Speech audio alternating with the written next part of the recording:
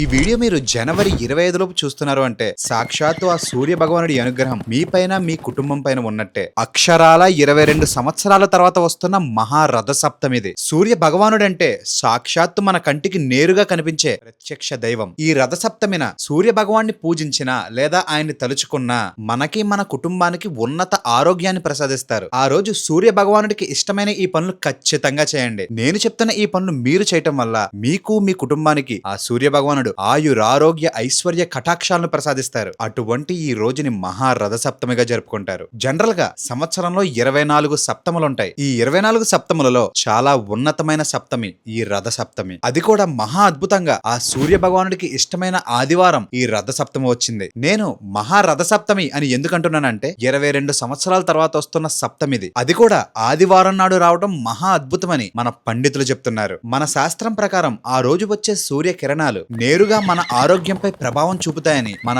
ధర్మశాస్త్రం చెప్తుంది. అందువల్ల దీన్ని ఆరోగ్య సప్తమి అని కూడా అంటారు. మీరు ఆ రోజు ఏం చెయ్యాలి, ఆ సూర్య భగవానుడికి ఇష్టమైన విధంగా ఎలా ప్రార్థించాలి అన్నది కమెంట్స్ లో పింగ్ చేస్తాను. నన్ను ఫాలో చేసి సూర్యదేవా అని కమెంట్ చేయండి.